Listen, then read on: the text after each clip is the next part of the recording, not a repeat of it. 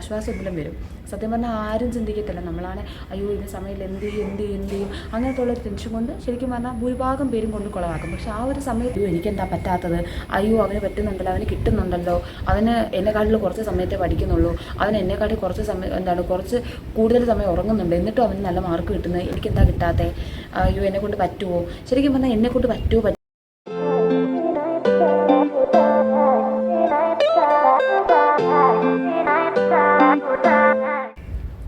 Hello guys, അപ്പോൾ എല്ലാവരും എന്ത് പറയുന്നു? സുഖമായിട്ടിരിക്കുന്നു? ഞാനിവിടെ സുഖമായിട്ടിരിക്കുകയാണ്.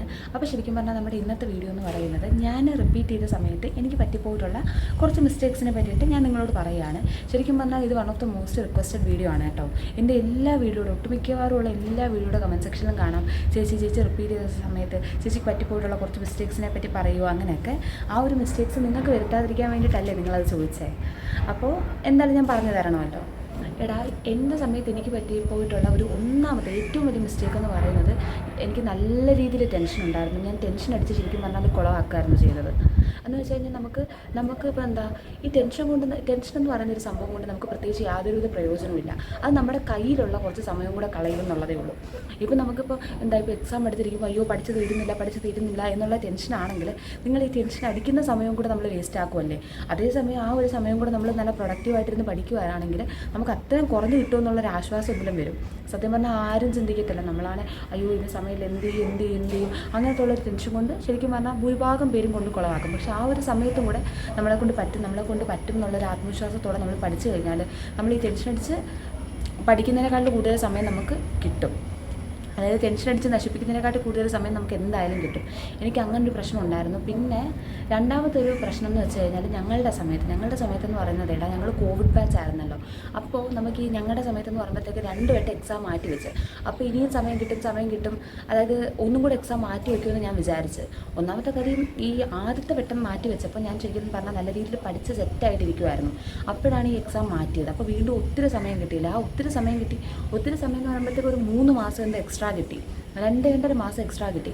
അപ്പോൾ തന്നെ ശരിക്കും പറഞ്ഞാൽ ഈ ഒത്തിരി സമയം ഉണ്ടെന്നും പറഞ്ഞ് ഈ പഠിത്തമൊക്കെ ഇത്തിരി വീക്കായി, അങ്ങനെ കുറച്ച് ഉഴപ്പി അങ്ങനെ പോയി. പിന്നെ ഞാൻ ഒരു വട്ടവും കൂടെ എക്സാം മാറ്റി വയ്ക്കുമെന്ന് വിചാരിച്ചു. കാരണം ആ ഒരു 3ാമത്തെ വട്ടം എക്സാം നടത്തിയ സമയത്തും കോവിഡൊക്കെ നല്ല പീക്കായിരുന്നു. അപ്പോൾ എനിക്ക് അങ്ങനെ ഒരു അബദ്ധം പറ്റി. അതായത് വീണ്ടും എക്സാം മാറ്റും എന്നുള്ള രീതിയിൽ ഞാനൊരു ആലാവാല രീതിയിൽ പഠിച്ചു പോയി. അപ്പോൾ അങ്ങനെ ഒരു പ്രശ്നം പറ്റിയിട്ടുണ്ടായിരുന്നു. പിന്നെ 3ാമത്തെ കാര്യം എന്ന് വെച്ച് കഴിഞ്ഞാലുണ്ടല്ലോ, നമുക്ക് നമ്മളിൽ തന്നെ ഒരു വിശ്വാസമില്ലായ്മ.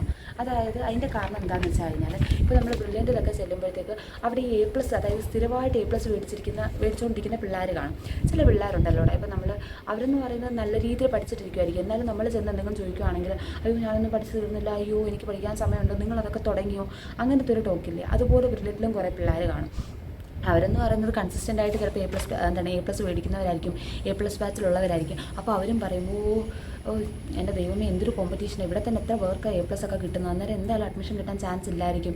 അപ്പോൾ തന്നെ നമുക്ക് നല്ലൊരു ഡീമോട്ടിവേഷൻ വരും. കാരണം ഇത്രയും പഠിക്കുന്ന പിള്ളേർ തന്നെ അവർക്ക് കിട്ടത്തില്ല എന്ന് പറയുമ്പോൾ പിന്നെ നമ്മുടെ കാര്യം എനിക്കെന്ന് വെച്ച് കഴിഞ്ഞാലുണ്ടല്ലോ, അവിടെ ഞാൻ ബ്രില്യൻറ്റിൽ എനിക്ക് വല്ലപ്പോഴും ഒക്കെ A+ കിട്ടിയിട്ടുള്ളൂ. വല്ലപ്പോഴും എന്ന് പറയുമ്പോഴത്തേക്ക് 1-2 വട്ടമേ ആകെ A+ കിട്ടിയിട്ടുള്ളൂ. എനിക്ക് ഭൂരിഭാഗം കിട്ടുന്നത് A ഒക്കെ തന്നെ ആയിരുന്നു. അപ്പം ഇങ്ങനെ പറയുന്നവരും കൂടെ, അതായത് ഇത്ര നല്ല രീതിയിൽ പഠിക്കുന്നവരും കൂടി ഇങ്ങനെ പറയുമ്പോഴത്തേക്ക് നമ്മളുടെ ആ ഒരു കോൺഫിഡൻസ് അങ്ങ് പോകും. പറയാൻ മനസ്സിലായോ? അപ്പോൾ അങ്ങനത്തെ ഒരു കാര്യമുണ്ട്. അത് നമുക്ക് തന്നെ നമ്മളിലൊരു വിശ്വാസമില്ലായ്മ. നമ്മൾ ശരിക്കും പറഞ്ഞാൽ ബ്രില്യൻറ്റിലെ മാർക്ക് ഒന്നും നമ്മൾ നോക്കണ്ട. നമ്മൾക്ക് അത്യാവശ്യം നമുക്ക് നല്ല രീതിയിൽ ആഗ്രഹമുള്ളവരാണ്, നമുക്ക് അത്യാവശ്യം രീതിയിൽ കഴിവുള്ളവരാണ്. കഴിവില്ലെങ്കിൽ നമ്മൾ ഈ ഒരു രീതിയിലൊന്നും എത്തത്തില്ലല്ലോ അവിടെ. അപ്പോൾ നമ്മളങ്ങനെ പരിശ്രമിച്ചുകൊണ്ടേ ഇരിക്കുക. നമ്മുടെ ലക്ഷ്യം എന്ന് പറയുന്നത് നീറ്റ് എക്സാമാണ്. അതുവരെയും നമ്മൾ നമ്മുടെ 100% കൊടുത്തുകൊണ്ടേ ഇരിക്കുക. കിട്ടുമോ ഇല്ലയോ അതൊക്കെ എക്സാമിന് ശേഷമുള്ള കാര്യമാണ്. നമുക്ക് കിട്ടുമെന്നുള്ളൊരു ഉറച്ച വിശ്വാസത്തിൽ തന്നെ നമ്മൾ എഫേർട്സ് ഇങ്ങനെ ഇട്ടുകൊണ്ടിരിക്കുക. അത് പറയുമ്പോൾ വേറൊരു കാര്യം എന്ന് വെച്ച് കഴിഞ്ഞാൽ ഈ ഓവർ കോൺഫിഡൻസ് കാരണം കൊണ്ട് കളയുന്ന ചില പിള്ളേരുണ്ട്. ഇപ്പോൾ തന്നെ ബ്രില്യൻറ്റിലാണെങ്കിലും നമുക്ക് എന്തായാലും ആർക്ക് കിട്ടിയില്ലെങ്കിൽ ഇവന് കിട്ടുമെന്ന് വിചാരിക്കുന്ന കുറച്ച് പിള്ളേർ കാണും. ചിലപ്പം അവർക്ക് പോലും കിട്ടത്തില്ല. കാരണം എന്ന് വെച്ച് കഴിഞ്ഞാൽ അവർക്ക് ഓവർ കോൺഫിഡൻസ് എനിക്കിങ്ങനെ കിട്ടും, ആ ഒരു രീതിയിൽ ചിലപ്പോൾ നമ്മൾ എഴുതുമ്പോൾ ചില കാര്യങ്ങളൊക്കെ തെറ്റിപ്പോവും. അപ്പോൾ അതൊക്കെ ശ്രദ്ധിക്കുക.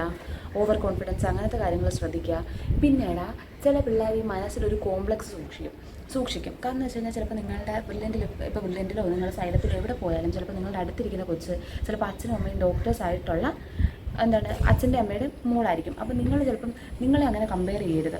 അതായത് അവർ ആ ഒരു രീതിയിൽ വരുന്നു, അവരെ ബെൻസിൽ കൊണ്ടുവിടുന്നു, അവരെ അങ്ങനെ വരുന്നു, അവർ ആ ഒരു രീതിയിൽ വരുന്നു, അയ്യോ അപ്പം നമുക്ക് തന്നെ നമ്മളൊരു കോംപ്ലക്സ് ആയോ, എന്നെക്കൊണ്ട് ഇതൊക്കെ പറ്റുമോ, അല്ലെങ്കിൽ ഞാനൊരു മോശമാണോ, അങ്ങനത്തെ, അതായത് നമ്മൾ വേറൊരു രീതി, വേറൊരു അളവുകോൽ വെച്ച് നമ്മളെ സ്വന്തമായിട്ട് അളക്കാതിരിക്കുക. നമ്മളിപ്പോൾ ഏത് സാഹചര്യത്തിൽ നിന്ന്, അതായത് ഇപ്പോൾ ഡോക്ടേഴ്സിൻ്റെ മക്കൾ വന്നിരിക്കുന്ന ഒരു ലെവലിൽ തന്നെ നമുക്കും വന്നിരിക്കാൻ പറ്റുമെങ്കിൽ നമ്മളെ കൊണ്ടും പറ്റുവടാ. എന്ന് വെച്ചാൽ അവരൊക്കെ എന്ന് വെച്ച് കഴിഞ്ഞാൽ എന്തുവാന്നാ, ഈ നമ്മൾ ഈ വായിൽ സ്വർണ്ണ കരണ്ടിയായിട്ട് ജനിച്ചവരെന്നൊക്കെ പറയത്തില്ലേ, അതുപോലുള്ളവരാണ്. അവരുടെ ഒപ്പം നമുക്ക് എത്താൻ പറ്റിയിട്ടുണ്ടെങ്കിൽ, അതായത് എല്ലാവരും കൂടെ, അതായത് ഇപ്പോൾ വീട്ടിൽ തന്നെ നമുക്ക് എല്ലാവർക്കും ഒരുമിച്ചിരുന്ന് പഠിക്കാനുള്ളൊരു അവസരം കിട്ടിയിട്ടുണ്ടെങ്കിൽ നിങ്ങൾ അത്ര മോശക്കാരായിട്ടല്ല. അവർ നിങ്ങളൊക്കെ ഒരു ലെവൽ എത്തിയിട്ടുണ്ടെങ്കിൽ നിങ്ങൾ ഒട്ടും മോശക്കാരല്ല. അപ്പോൾ നിങ്ങൾ അങ്ങനെ ചിന്തിക്കാതിരിക്കുക. പിന്നെ രണ്ടാമത്തെ കാര്യം, ഈ പഠിത്തത്തിൻ്റെ രീതിയിൽ നമ്മൾ അങ്ങോട്ടും ഇങ്ങോട്ടും കമ്പാരിസൺ നടത്താതിരിക്കുക. അയ്യോ അവന് പറ്റുന്നുണ്ടല്ലോ, അയ്യോ എനിക്കെന്താ പറ്റാത്തത്, അയ്യോ അവന് പറ്റുന്നുണ്ടല്ലോ, അവന് കിട്ടുന്നുണ്ടല്ലോ, അവന് എന്നെക്കാട്ടിൽ കുറച്ച് സമയത്തേ പഠിക്കുന്നുള്ളൂ, അവന് എന്നെക്കാട്ടിൽ കുറച്ച് കുറച്ച് കൂടുതൽ സമയം ഉറങ്ങുന്നുണ്ട്, എന്നിട്ടും അവന് നല്ല മാർക്ക് കിട്ടുന്നത്, എനിക്കെന്താ കിട്ടാത്തത്, അയ്യോ എന്നെക്കൊണ്ട് പറ്റുമോ. ശരിക്കും പറഞ്ഞാൽ എന്നെക്കൊണ്ട് പറ്റുമോ ആ ഒരു ചോദ്യം നിങ്ങളങ്ങ് നിർത്തുക. എന്നെക്കൊണ്ട് പറ്റും എന്നുള്ളൊരു കോൺഫിഡൻസിൽ തന്നെ പഠിക്കാനായിട്ട് നോക്കുക. നമ്മൾ ശരിക്കും പറഞ്ഞാൽ നശിപ്പിക്കുന്നത് ഈ എന്നെക്കൊണ്ട് പറ്റുമോ എന്നുള്ളൊരു ആവലാതിയാണ് നമ്മളെ ശരിക്കും നല്ല രീതിയിൽ നശിപ്പിക്കുന്നത്. അപ്പോൾ ആ ഒരു ചിന്തയൊന്ന് ഒഴിവാക്കുക, ടെൻഷൻ ഒഴിവാക്കുക, ഓവർ കോൺഫിഡൻസ് ഒഴിവാക്കുക. പിന്നീട് ഈ ഭൂരിഭാഗം പേരും കാണിക്കുന്ന ഒരു പരിപാടി എന്ന് വെച്ച് കഴിഞ്ഞാൽ തിയറിക്ക് ഇമ്പോർട്ടൻസ് കൊടുത്തിട്ട് ഈ ക്വസ്റ്റ്യൻസ് പ്രാക്ടീസ് ചെയ്യുന്നതിന് നിർത്തും. കാരണം ചിലവർക്ക് ഈ ക്വസ്റ്റ്യൻസ് അത്ര വർക്കൗട്ട് ചെയ്യുന്ന അത്ര സ്കില്ല് കാണത്തില്ല. ശരിക്കും പറഞ്ഞാലുണ്ടല്ലോ, നമ്മൾ ചെയ്യുന്നതോർവേ ഇത് മാറത്തുള്ളൂ. മനസ്സിലായോ? ഇപ്പോൾ നമ്മൾ സംസാരിക്കാൻ പഠിക്കുന്ന പോലും അങ്ങനെയല്ലേ, തെറ്റിച്ച് പഠിച്ചാലല്ലേ നമുക്ക് ശരിക്കും സംസാരം പോലും ഫ്ലുവൻ്റ് ആവും. ഇപ്പോൾ വണ്ടി ഓടിക്കാൻ പഠിക്കുകയാണെങ്കിൽ നമ്മളൊന്ന് മറിഞ്ഞ് വീണാലല്ലേ നമുക്ക് വണ്ടി ഓടിക്കാൻ ശരിക്കും പഠിച്ച ആ ഒരു ട്രാക്കിലോട്ട് നമ്മൾ വരത്തുള്ളൂ. അതുപോലെ തന്നെ നിങ്ങൾക്ക് പ്രോബ്ലം ചെയ്യാൻ പാടുണ്ടെങ്കിലും എന്നെക്കൊണ്ട് പറ്റത്തില്ല എന്നും പറഞ്ഞാൽ അത് മാറ്റി വെക്കാതെ നിങ്ങൾ റിപ്പീറ്റഡായിട്ട് നിങ്ങളിങ്ങനെ ശ്രമിക്കുക. പിന്നെ ലാസ്റ്റ് വരെ ആൻസർ കണ്ടെത്തുന്ന വരെ നിങ്ങൾ ചെയ്യാൻ ശ്രമിക്കുക. നിങ്ങൾ ആ ഒരു ട്രാക്കിലെത്തുന്ന, അതായത് ആ ഒരു ലെവലിലെത്തുന്ന വരെ നിങ്ങൾ ലാസ്റ്റ് വരെ ആൻസർ കണ്ടുപിടിക്കുന്ന രീതിയിൽ തന്നെ ക്വസ്റ്റ്യൻ ചെയ്യാം. നമ്മൾ ചിലപ്പോൾ ഇതിനിപ്പോൾ ഇങ്ങനെയൊക്കെ ചെയ്താൽ കിട്ടും എന്നുള്ള രീതിയിൽ നമ്മൾ ചിലപ്പോൾ കാൽക്കുലേഷൻ അവിടെ ഒഴിവാക്കി നിർത്തും. ചിലപ്പോൾ നമുക്ക് ആ ഒരു സ്പീഡിൽ ചിലപ്പോൾ നീറ്റിന് ചെന്നിരിക്കുമ്പോൾ എഴുതാൻ പറ്റത്തില്ല. മനസ്സിലായോ? അപ്പോൾ നമ്മൾ ഏറ്റവും ഫൈനൽ ആൻസർ കിട്ടുന്നവരെ കുറേ വട്ടം ഇങ്ങനെ ചെയ്യാൻ നോക്കുക. അത് ശരിക്കും പറഞ്ഞാൽ നല്ലൊരു ഇത് തന്നെയാണ് കേട്ടോ. കാരണം നമ്മളിപ്പം വലിയൊരു കുറേ ഇപ്പം 614 × 2 × 318 × 84 ഇങ്ങനെ കിടക്കുവാണ്. നമ്മൾ വിചാരിക്കും ഒരു കാൽക്കുലേറ്റ് ചെയ്താൽ എന്തായാലും കിട്ടുമല്ലോ, അപ്പോൾ പിന്നെ അടുത്ത ക്വസ്റ്റ്യൻ ചെയ്യാം. നമ്മൾ ആ ഒരു മെത്തേഡ് നമുക്ക് കിട്ടിയല്ലോ, ഇങ്ങനെ ചെയ്യുന്നതെന്ന് നമുക്ക് മനസ്സിലായല്ലോ, അപ്പോൾ അവിടെ വെച്ച് നിർത്താം. ശരിക്കും അങ്ങനെ നിർത്തരുത്. നിങ്ങൾ ആ ഒരു ട്രാക്കിൽ, അതായത് നിങ്ങൾക്ക് കാൽക്കുലേഷൻ സ്കിൽസ് ഒത്തിരി കുറവാണെങ്കിൽ നിങ്ങൾ അത് സോൾവ് ചെയ്ത് ആ ഒരു ലെവലിലേക്ക് എത്തുക. കാരണം അത് നമുക്കെന്ന് വെച്ച് കഴിഞ്ഞാൽ നമുക്ക് നല്ല രീതിയിൽ സ്പീഡ് വേണ്ടേടാ. പിന്നെ എക്സാം സെൻറ്ററിൽ ചെന്നിരിക്കുമ്പോൾ ടൈം മാനേജ്മെൻറ്റ് ശ്രദ്ധിക്കുക. നമ്മൾ ഈ കാണിക്കുന്ന കൊള്ളരുതായ്മ മൊത്തവും കാണിച്ചിട്ട് അവിടെ ചെന്നിരിക്കുമ്പോൾ നമുക്ക് ടൈം മാനേജ്മെൻറ്റ് കിട്ടണം എന്ന് പറഞ്ഞു കഴിഞ്ഞാൽ നടക്കുന്ന കാര്യമല്ലല്ലോ. അപ്പോൾ നമ്മൾ പരമാവധി ക്വസ്റ്റ്യൻസ് ചെയ്ത് വർക്കൗട്ട് തന്നെ ചെയ്യുക, ഫൈനൽ ആൻസർ കിട്ടുന്നവരെ ചെയ്യുക. എന്നാൽ മാത്രമല്ലേ നമുക്ക് അവിടെ ചെന്ന് സ്പീഡ് കിട്ടത്തുള്ളൂ. ഇവിടെയൊക്കെ നമ്മൾ ഇങ്ങനെയുള്ള പരിപാടിയൊക്കെ കാണിച്ചിട്ട് എനിക്ക് അവിടെ ചെന്നിട്ട് അയ്യോ സമയം കിട്ടില്ല എന്ന് പറഞ്ഞിട്ട് പിന്നെ വല്ല കാര്യമുണ്ടോ? മനസ്സിലാവുന്നില്ല ഞാൻ പറയുന്നത്. അപ്പോൾ അങ്ങനെ അത് ശ്രദ്ധിക്കുക. മാക്സിമം ക്വസ്റ്റ്യൻസ് വർക്കൗട്ട് ചെയ്യാൻ നോക്കുക. പിന്നെ ചെയ്യുന്നൊരു പരിപാടി എന്ന് വെച്ച് കഴിഞ്ഞാൽ ആ ക്വസ്റ്റ്യൻ ബാങ്ക് എടുക്കുക, ഈ ക്വസ്റ്റ്യൻ ബാങ്ക് എടുക്കുക, ഇതെടുക്കുക, അതെടുക്കുക, അങ്ങനെ 10-20 ക്വസ്റ്റ്യൻ ബാങ്ക് ഒക്കെ എടുത്ത് വട്ടാവാതിരിക്കുക. കാരണം എന്ന് വെച്ച് കഴിഞ്ഞാൽ ഉണ്ടല്ലോ, നിങ്ങളിങ്ങനെ 10-20 ക്വസ്റ്റ്യൻ ബാങ്ക് ചെയ്യുമ്പോൾ ചെയ്തത് ഏതാ ചെയ്യാത്തത് ഏതാ, അതിലെ മെത്തേഡ് എങ്ങനെ, ഇതിലെ മെത്തേഡ് എങ്ങനെ, അതെല്ലാം മറന്നു പോകും. ഒരു ഗൈഡ് തന്നെ റിപ്പീറ്റഡ് ആയിട്ട് ഫോളോ ചെയ്യാൻ നോക്കുക. അതും പ്രീവിയസ് ഇയർ ക്വസ്റ്റ്യൻ്റെ, അതായത് പല സ്റ്റേറ്റിൻ്റെ പ്രീവിയസ് ഇയർ ക്വസ്റ്റ്യൻ ഉള്ള ക്വസ്റ്റ്യൻ ബാങ്ക് ആണെങ്കിൽ ഇത്രയും കൂടെ നല്ലത്. MTGയുടെ ഫിംഗർ ടിപ്സും MTGയുടെ 36 ഇയേഴ്സ് ക്വസ്റ്റ്യനും ഒക്കെ അടിപൊളിയാണ്. അത് തന്നെ നമ്മൾ റിപ്പീറ്റഡ് ആയിട്ട് ചെയ്യുകയാണെങ്കിൽ നമുക്ക് നല്ലൊരു ഐഡിയ കിട്ടും.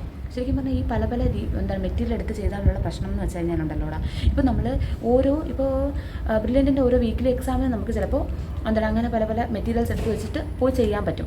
അത് കഴിഞ്ഞിട്ട് ഇതെല്ലാം കുറേ വീക്കിലി എക്സാം ക്ലബ് ചെയ്തിട്ട് ഓണം മോഡലോ പൂജ മോഡലോ ഒക്കെ വരുമല്ലോ. അപ്പോൾ ഇത്രയും ചാപ്റ്റേഴ്സ് ഉണ്ട്. അപ്പോൾ നമുക്ക് ഇത്രയും മെറ്റീരിയൽസും കൂടെ പോയി ചെയ്യാൻ പറ്റത്തില്ല. അപ്പോൾ നമുക്ക് ഇത്രയും മെറ്റീരിയൽസ് ചെയ്തതുകൊണ്ട് ഒരു പ്രയോജനം ഇല്ലാതാവും. എന്തൊക്കെ പറഞ്ഞാലും നമ്മൾ മനുഷ്യരാടാം, മറവിയുള്ള മനുഷ്യർ തന്നെയാണ്. അപ്പോൾ നമ്മൾ ആ ഒരു ബുക്ക് എടുത്ത് അന്ന് ചെയ്തെന്ന് പറഞ്ഞാൽ നമ്മൾ പിന്നെ ഓർത്തിരിക്കുമോ? അപ്പോൾ അതിനെന്താ ചെയ്യേണ്ടത്? നമ്മൾ റിപ്പീറ്റഡ് ആയിട്ട് ഒരു ബുക്ക് തന്നെ സോൾവ് ചെയ്യാൻ നോക്കുക. അതാകുമ്പോൾ നമ്മൾ തന്നെയും പിന്നെ അതിലൂടെ തന്നെയാണ് കടന്നു പോകുന്നത്. അപ്പോൾ ആ ഒരു മെത്തേഡ് ഓഫ് സോൾവിങ് നമ്മുടെ മനസ്സിലങ്ങ് ഉറയ്ക്കും. അപ്പോൾ അത് ഭയങ്കര യൂസ്ഫുൾ ആണ് കേട്ടോ. പിന്നെ ടൈം മാനേജ്മെൻറ്റിൻ്റെ കാര്യം ഞാൻ പറഞ്ഞു. പിന്നെടാ ഈ ചില പിള്ളേർ ചെയ്യുന്നുണ്ട്, രാവിലെ മുതൽ രാത്രി വരെ ഇരുന്ന് ഫിസിക്സോ അല്ലെങ്കിൽ കെമിസ്ട്രിയോ ബയോളജിയോ പഠിക്കും. അതാണ് നമ്മൾ പഠിച്ച് ആരും അങ്ങ് ബോറടിക്കുന്നു വെച്ച് കഴിഞ്ഞാൽ നമ്മൾ ഈ ചവിട്ടി കടിച്ച് പിടിച്ച് നമ്മുടെ ദേഷ്യമൊക്കെ അമർത്തി ആ ഒരു ഭയങ്കര ഒരു വല്ലാത്തൊരു മാനസികാവസ്ഥ, ഈ തുമ്പിനെ കൊണ്ട് കല്ലടിപ്പിക്കുന്ന ഒരു രീതിയിൽ നമ്മളിരുന്ന് പഠിച്ചു കഴിഞ്ഞാൽ ശരിക്കും പറഞ്ഞാൽ നമ്മൾ ആ ഒരു ചാപ്റ്റർ ഒന്ന് വെറുത്ത് പോകും. നമുക്ക് ബോറടിക്കുവാണെങ്കിൽ നിങ്ങളത് തൽക്കാലത്തേക്ക് അതൊന്ന് നിർത്തുക. ഞാൻ ഒരു കാര്യം പറ്റേ, നിങ്ങൾക്ക് ഈ ബോറടിക്കുമ്പോഴോ അല്ലെങ്കിൽ നിങ്ങൾ കുഴയുമ്പോഴോ ഒരു 10-20 മിനിറ്റ് ബ്രേക്ക് എടുക്കുന്നത് ശരിക്കും പറഞ്ഞാൽ നല്ലൊരു കാര്യമാണ്. നിങ്ങൾ ആ ഒരു 10-20 മിനിറ്റ് ലാഭിക്കാൻ വേണ്ടി നോക്കിക്കഴിഞ്ഞ് കഴിഞ്ഞാൽ നിങ്ങളുടെ ആ ഒരു മൊത്തം മൂടും പോവും. നിങ്ങൾക്ക് പഠിച്ചതേതാ പഠിക്കാത്തതേതാ അങ്ങനത്തെ ഒരു അവസ്ഥയായി പോകും. മനസ്സിലായോ? അപ്പോൾ ശരിക്കും പറഞ്ഞാൽ നിങ്ങൾക്ക് അത്രമാത്രം ടയർഡ് ആവുന്നെങ്കിൽ, അത്രമാത്രം സാച്ചുറേറ്റഡ് ആവുന്നെങ്കിൽ ഒരു 5-10 മിനിറ്റ് ബ്രേക്ക് എടുക്കാൻ ശ്രദ്ധിക്കുക. കാരണം അതുകൊണ്ടൊന്നും ആ ഒരു 5-10 മിനിറ്റും കൂടെ ഇരുന്ന് പഠിച്ചിട്ട് നമുക്ക് വലുതായിട്ട് വേറെ ഒന്നും നേടാനില്ല. നമ്മൾ പരമാവധി നമ്മളിങ്ങനെ ടോർച്ചർ ചെയ്യാതിരിക്കുക. കാരണം എന്ന് വെച്ച് കഴിഞ്ഞാൽ ഇതൊരു 5 ദിവസത്തെയോ 10 ദിവസത്തെയോ ഒന്നും ജേണിയല്ല. ഒരു വർഷം എന്ന് പറയുന്നത് അത്യാവശ്യം ഒരു വലിയ ലോങ് പീരീഡാണ്. അപ്പോൾ ശരിക്കും പറഞ്ഞാൽ നമ്മളിങ്ങനെ കൺസിസ്റ്റൻ്റ് ആയിട്ട് മെയിൻറ്റെയിൻ ചെയ്യാൻ വേണ്ടിയിട്ട് നമുക്ക് നമ്മുടെ ബോഡിക്ക് അത്യാവശ്യം റെസ്റ്റും കാര്യങ്ങളൊക്കെ കൊടുക്കാൻ ശ്രദ്ധിക്കുക.